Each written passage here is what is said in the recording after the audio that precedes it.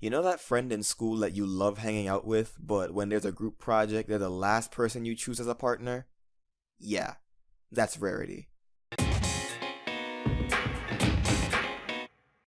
This month's pair, or rather trio of friends forever, is Rarity and the Cakes. After Rarity attends a wedding where both she and the Cakes happen to make a contribution, she gets the brilliant idea to start a wedding business with them. And although the Cakes aren't too sure about venturing into this business with her, they appease the mayor and go along with it. So what's good?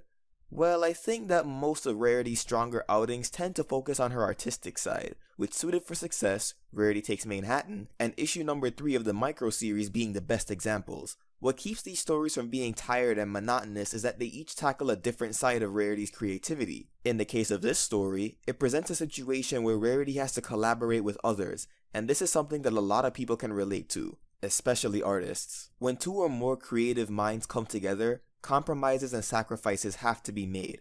Despite the fact that Rarity is an amazing artist, she's hard to work with as a partner because she doesn't take no for an answer. Not only does Mrs. Cake call Rarity out on this, but Rarity herself has said this in the show.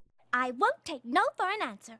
This lesson was perfect for a character like Rarity, and the best part about it was that she wasn't made out to be the bad guy in the situation. Despite her actions, she had the best of intentions, and the Cakes, who are older and wiser, helped to rein her in. Speaking of the Cakes, I enjoyed their portrayal here.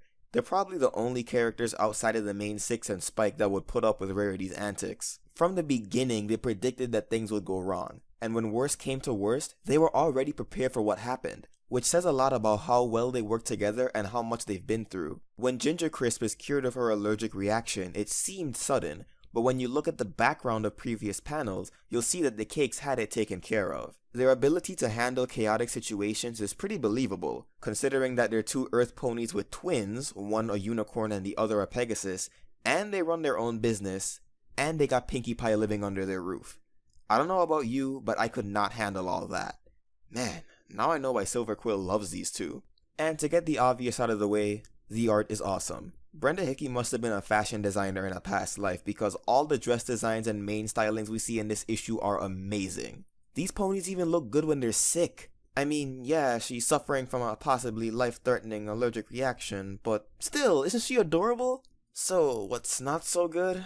While I did enjoy Rarity in this issue, I think we spent a little too much time with her, especially in the first half. It would have helped to see the Cake side of things early on. As much as I love Rarity, I think she stole the show a little too much. Then there's Touring Wind, whose introduction felt a little too drawn out, especially for a character that just felt like a mix of some of the fashion ponies we've already seen before. Because she doesn't feel distinct, it made the end of the story feel like a retread of Suited for Success's ending. And for the nitpick of the day, when Ginger Gold got sick from the wedding cake, Applejack got mad at Rarity because apparently everyone knows that Ginger's allergic to strawberries, and the cake was supposed to have apples. But how could everyone know that when, 1, Ginger and Apple Crisp are implied to be from out of town, and 2, if everyone knew of her allergies, I'm sure Mrs. Cake wouldn't have let her eat the wedding cake. Even if she did have a cure on standby, I don't think she'd put Ginger through all that trouble in the first place. Still, even with all that, this was a great issue of Friends Forever, and I'd easily put it as one of my favorites. Next month's issue will feature Luna going through Discord's dreams, and knowing Discord, that could only mean trouble. Chaotic trouble.